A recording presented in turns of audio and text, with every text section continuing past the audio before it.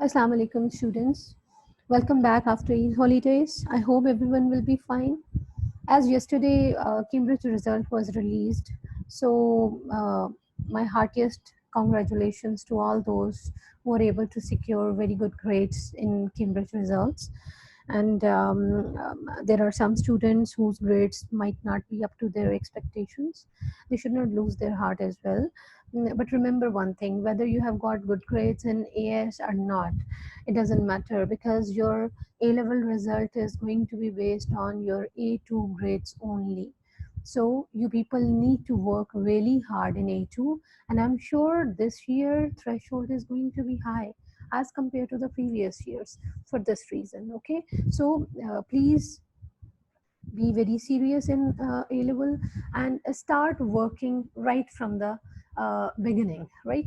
It's not that you are going to cover up your syllabus and all that in the last maybe 2 or 3 months. No, it's not like that. There are no black horses in A level, remember that. So keep working hard right from the beginning, and keep up a certain pace, right? So before Eid holidays, we were doing the respiration, energy and respiration. We talked about respiratory substrates, respiratory quotient, what are the respiratory quotient in different cases. Today, just two subtopics are left behind. Today, we are going to do one of that, and that is the adaptations of rice plants for wet environment. And the second one which will be we left behind, that is the respirometer. Actually, the question related to the respirometer, they are usually addressed in paper 5 rather than paper 4, but it doesn't mean that it cannot be asked in paper 4. This is a trend which I am discussing with you, that usually the question related to respirometer, that is coming in paper 5. Okay, but it can be in paper 4 as well. There is no hard and fast rule about it. So today we will be discussing about adaptations. What are the adaptations of rice plants for the wet environment? Now, fortunately, we are living in a region which is famous for its rice production. You know, Sialkot and the surrounding areas of Sialkot, like Narwal, Shakargarh, and these areas are very famous. They have a very fertile. These areas have very fertile soil, and they are famous for their high production of rice. And this rice, this is a very high quality rice as well, and that high quality rice is exported to all the parts of the world where it is very famous as well. So and I'm sure you people must have seen rice fields going on, when you are traveling from Lahore, Sialkot to Lahore, or maybe to some other areas, to the surrounding areas of Sialkot. You must have seen the rice fields, and you must have seen that most of the time the rice fields, they're all flooded. I mean, always you will see water standing in the rice fields. Okay, so today we are going to talk about it, how rice plants, they get adapted themselves to that wet environment. Okay, this was a very boring topic, instead, like as far as it is written in the book, but as far as the presentation is concerned, I have tried to make it somewhat attractive by adding some pictures. So you see, when we talk about the rice, it's a cereal plant because it is eaten in various parts of the world, and it is taken as a staple. It's a staple crop as well. What is a staple crop? Staple crop is that crop which forms the main food of the people in a certain region. Like you will see, rice is a staple food in Bangladesh, because Bengalis, they rice is the main food item for them. They take rice 3 times a day most of the time, sometimes with fish, sometimes maybe with something else, but rice is the main food for them. So rice is the staple food in Bangladesh, and maybe like in our country, rice cannot be considered as the staple food, because we have wheat as the staple food here. Okay, because there are many people who love to eat rice, but there are but the majority of the people, they prefer to eat roti rather than chawal. So anyhow, leaving that discussion behind, rice is a cereal plant. It is also the staple food, staple crop in many parts of the world. Now you see there are many varieties of rice just like other plants, and these varieties actually they differ in their water requirements. Some of the varieties of the rice they require more water, some of the varieties of the rice they require moderate amount of water, some of the rice varieties they can grow in low amount of water available as well. Okay, so these varieties of rice they differ in their water requirement. Now rice plants they can grow in dry conditions. Okay, but as I told you earlier, that you will often see rice plants growing in the fields which are flooded with the water. Okay, but actually rice fields though they can grow in dry conditions, but they are often grown in the fields which are intentionally flooded with the water. Obviously intentionally flooded because this is done, they are supplied, those fields are supplied with the water all the time by human beings. Okay, so that is what we mean by intentionally flooding. So these rice fields which are intentionally flooded with water, they are called as rice paddies, or simply as paddies. Okay, so what are the paddies? Paddies are actually the paddies are actually the um, these fields. Okay, and but there are the specific fields because in these fields the ground is intentionally flooded with water, so such fields are called as paddies. And in this case, as rice plants are growing in these paddies, so they can be called as rice paddies as well. Now rice plants along with the rice plants there are certain other plants which are called as the weeds, which are growing in the same field where the rice plants are growing. And you see these weeds they give a competition to the rice plants for the resources as well, like for water, minerals, etc. So but rice can tolerate growing in water, while most of the weeds which are competing with the rice plants they cannot grow in water, they cannot tolerate growing in so much water. Okay, like obviously water is required for all the plants, but you will never see that we don't flood the fields intentionally, that always the water is standing inside the fields up to a certain height. No, that's not there. That is only you see in case of rice plants. Okay, so most of the weeds which are competing with the rice plants they cannot tolerate growing in water. So this is a good point for the rice as well. We will discuss it later on at the end, what are the advantages of growing rice plants in rice paddies. Now you see this is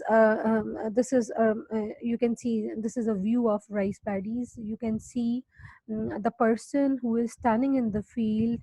The water is coming almost up to the knees of that person. Okay, and you can see the water all around standing in the field. So actually such fields whose ground is intentionally flooded with water, they are called as paddies, and in this case as rice plants are there, so these are called as rice paddies. Now the thing is this. Now we will first of all we will come to this. Okay, what are the various problems which the plants face while growing in deep water? Now, what are the various reasons there that most of the plants they cannot grow in deep water? What are the problems there? First of all, the very first point is that their roots do not get enough oxygen.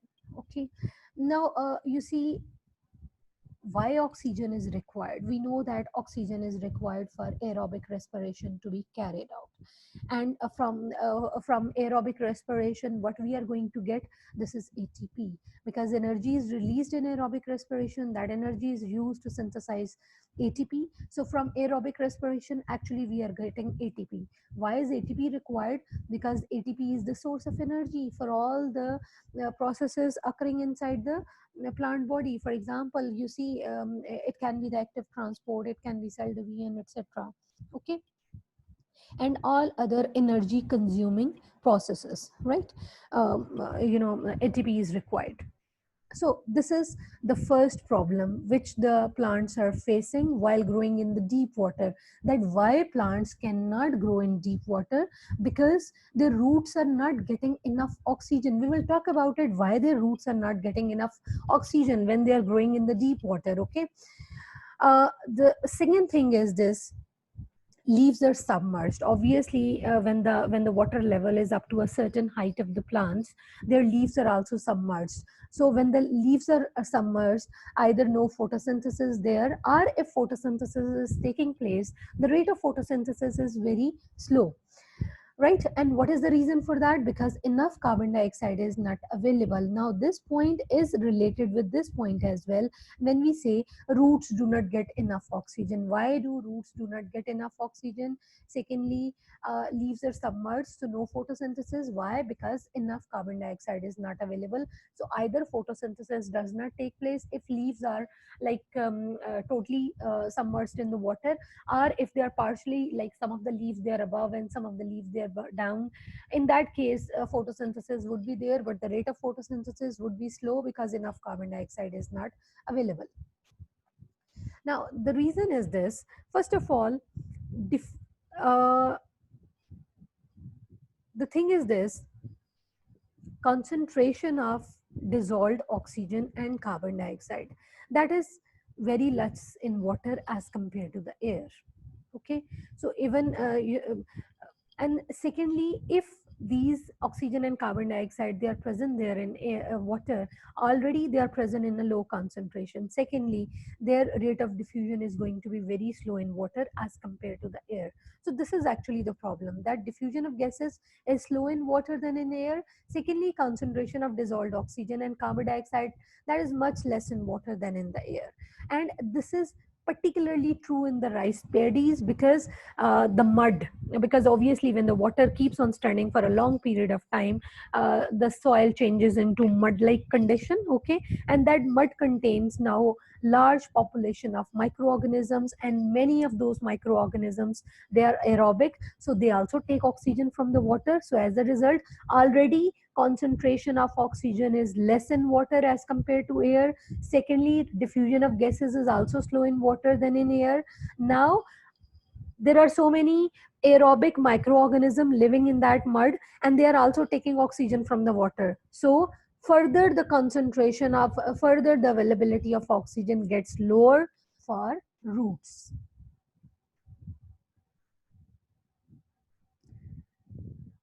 I hope this point was clear, that why do why do roots they get less oxygen for aerobic respiration. You know, the very first points when we said roots do not get enough oxygen. Okay, so here comes the answer, that concentration of dissolved oxygen and carbon dioxide, that is less in water than in air.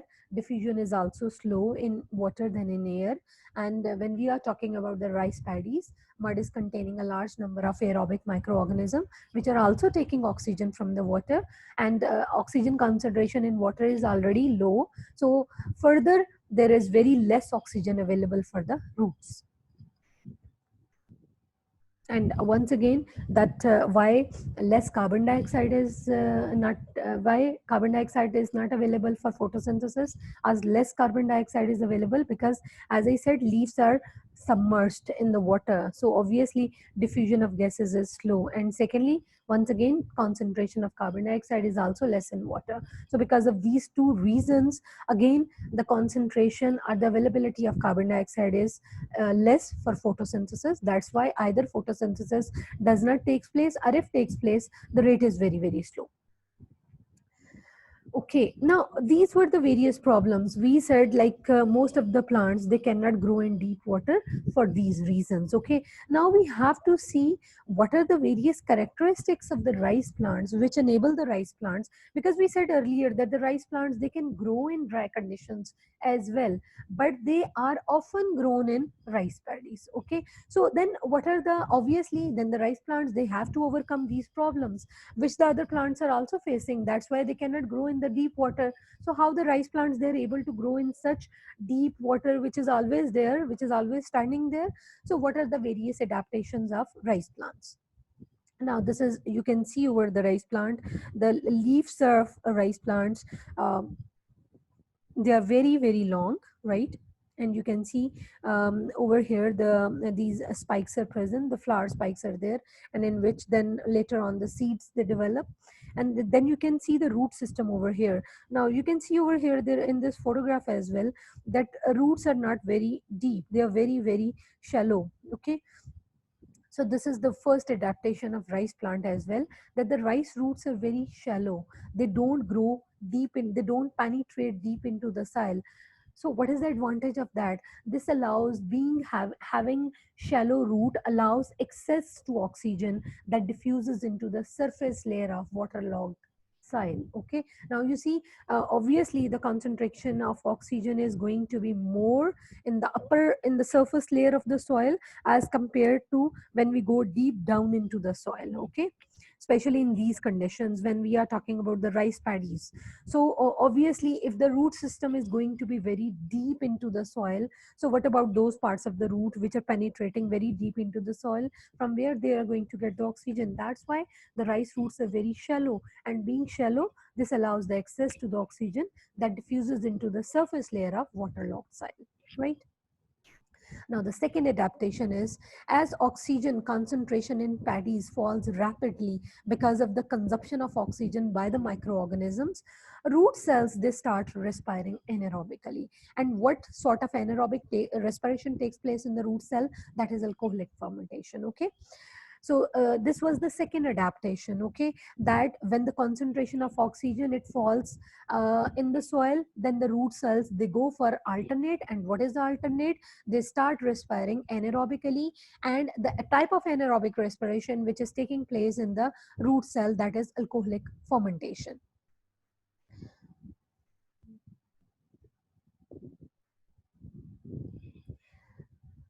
Now you see the next slide comes. Now related to alcoholic fermentation, we know that the product of alcoholic fermentation, that is ethanol, which is alcohol, and we know that ethanol that is toxic to the cells as well, right? So what if anaerobic respiration continues for some longer period of time? Is ethanol not going to be toxic for the root cells or the root cells, right? So what is the adaptation over here? The root cells of the right plants, they can tolerate much higher level of ethanol than most other plants, right? They can tolerate much higher level of ethanol. Okay, as a result of that, what is the consequence? Alcoholic fermentation can continue for a longer period of time as compared to other plants. Okay, now how root cells they can tolerate higher level of ethanol? It is because they have high concentration of alcohol dehydrogenase, and this alcohol dehydrogenase breaks down ethanol in case of rice plants.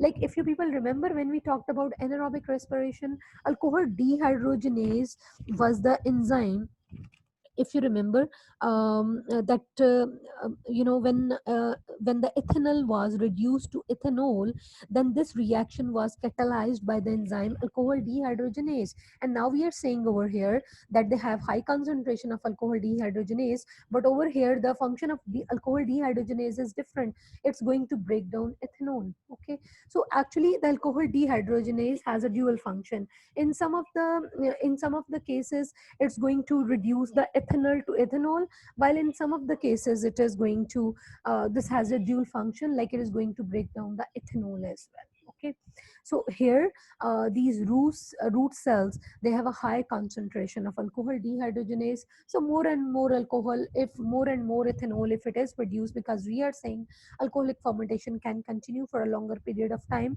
So because this is because of the high concentration of alcohol dehydrogenase, even if more ethanol is produced, this is going to be broken down by alcohol dehydrogenase. So as a result, plants they can grow actively even when oxygen is present in less amount. Okay, and obviously as a result of alcoholic fermentation, ATP is also produced, so that ATP is going to be utilized by the rice plants in such cases. Now the next adaptation is, now I will go back and have a review. This was the very first adaptation, that the rice roots are very shallow. then this was the explanation of that being shallow, what is the advantage over there. Okay. Second was this, that as oxygen concentration in paddies falls rapidly, so root cells they start respiring anaerobically. Okay. This was the second adaptation, and related to this was the adaptation as well, that how they can tolerate the high concentration of ethanol. This is because they have a high tolerance for this. And why they have a high tolerance? Because they have a high concentration of alcohol dehydrogenase. Okay. So plants they can keep growing actively when oxygen is less, using the ATP which is produced by alcoholic fermentation. Now this is the next adaptation. There's rice plants. As the water level rises, rice plants they respond to this flooding, to this increasing water level, by growing taller. They keep on growing taller. Okay. As water level rises, they keep growing upward. So as a result of that, top parts of leaves and flower spikes they are held above the water. Like you can see over here in this diagram, when the water level was this much, this was the growth of the plant. When the water level rises, it's partially submerged, it has increased in height. But now when the water level increases, even then it keeps on growing, so that the top parts of the plant, the top parts of the leaves and the flower spikes they are held above the water. Okay. So oxygen and carbon dioxide can be exchanged through the stomata of the leaves. So even in this case, you see, photosynthesis will keep on taking place, though it will be a uh, you can say it will be a slow photosynthesis as compared to the other plants, but even then photosynthesis will take place. So this is another adaptation of rice plants to flooding. The rice plant they respond to flooding by growing taller. As the water level keep on rising, they keep growing upward, and as a result of that, when they are growing upward and upward, their top parts of the leaves and the flower spikes they are held above the water surface. So oxygen, as a result of that, oxygen and carbon dioxide they can be easily exchanged through the stomata of those leaves which are above the water level. Now last of all, now you see, this is the transverse section of the stem, cross section of the rice stem. uh, and now you see, this is another adaptation. Stems of rice plants they contain loosely packed cells. Now you can imagine, when the cells are loosely packed, they are going to be having large number of air spaces, because if they are tightly packed, if the cells are tightly packed, there will be no air spaces. Okay. And so when the cells are going to be loosely packed, there are present large number of air spaces. Now that forms a tissue with large air spaces, and that tissue is called as parenchyma. You can see over here, these are the large air spaces present, and which are formed as a result of loosely packed cells. This tissue is called as parenchyma, right? This parenchyma tissue it runs the length of the stem vertically. Okay.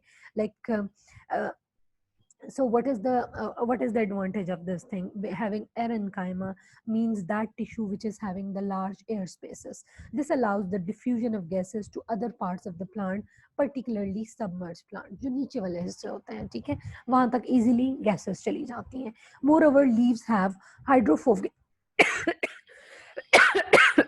sorry sorry. So you see, this was one adaptation, having parenchyma in the stem. Okay, remember what is parenchyma? Parenchyma is a tissue. How parenchyma is formed? This is because parenchyma, in this tissue there are large number of air spaces present.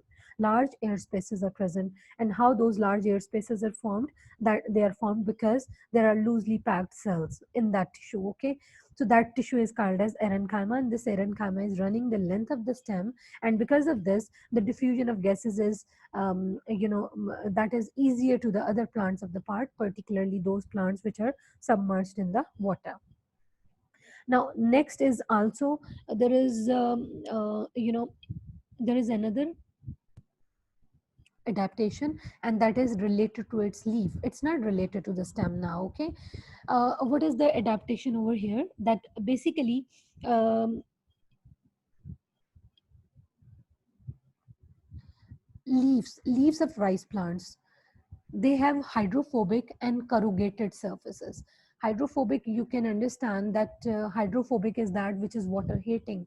They repel water away from. Okay, so water does not come in contact with the leaf surface because it is hydrophobic. Okay, second is corrugated. Corrugated वो होती है जिसमें ridges होते हैं, right?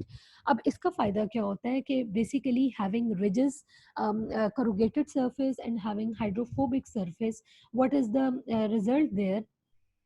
That actually air is trapped between the ridges of the underwater leaves. Okay, now as air is trapped, and we know that these leaf surface, they have hydrophobic surface as well. So obviously this air is trapped, there is the thin layer of air in contact with the leaf surface. So water is not coming in direct contact with the leaf surface. So what is present between the water and the leaf surface? A thin film of air. Okay, so obviously that makes diffusion of gases once again easier for the those parts of the plants which are submerged in water, particularly the leaves. Okay, so this was all about these were all the adaptations of the rice plants.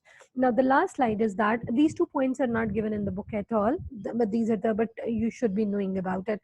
There are two advantages of growing rice in paddy fields. Like when on one side, when we are saying rice can grow in dry conditions, then why we are investing so much on water supply that's not easier all the time for the rice plants? So why is it there that we are growing rice in the paddy fields where the water is always there? Actually, there are two advantages. First, flooding brings about some chemical changes in the soil. This increases the supply of soil nutrients. Because of those chemical changes in the soil, supply of soil nutrients increases, right? And obviously those that increases the supply of soil nutrients which are required by the rice plants. Secondly, flooding also reduces weeds, because I said earlier that the weeds, the other plants which are called as the weeds, which are growing along with the rice plants in the rice paddies, they cannot tolerate to grow in deep water, right? So flooding also reduces weeds. Rice does not grow well when it has to compete with the weeds for the resources that it needs. So obviously this is going to be a problem when we are going to grow rice in dry conditions, because obviously weeds are going to grow over there. Then you have to take out the weeds from the soil. But and even if the weeds are there, it's not easy to dig out the weeds, all the wheat plants from the field, obviously. So in that case, they are going to give a competition to the rice plants for the resources, and in that case, rice is not going to grow well when it has to compete with the weeds for the resources that it requires. So this is the second major advantage, that flooding also reduces weeds, because the weeds cannot tolerate to grow in the deep water. They don't have all those adaptations which the rice plants they have. I'm sure this is all very clear. No a worksheet is going to be there with this. And today we are going to have the question answer session as well, inshallah. Try to be punctual in your classes in time, though it's okay, you these lessons are uploaded on the YouTube, but that is just for the reason that if you want to see it again, you want to make some point clear again, so you can see those lessons once again. That's good for you. Okay, but at least be there in the classes for question answer section. Sometimes there are confusion, even sometimes on the very next day you can have a question about the previous lesson. Okay, so try to be very punctual, and once again at the end I will say, take your A2, please, very very seriously. Okay, your whole result of A level is based on your A2 grades. So thank you very much. Allah Hafiz, have a good day, take care of yourself. Thank you very much.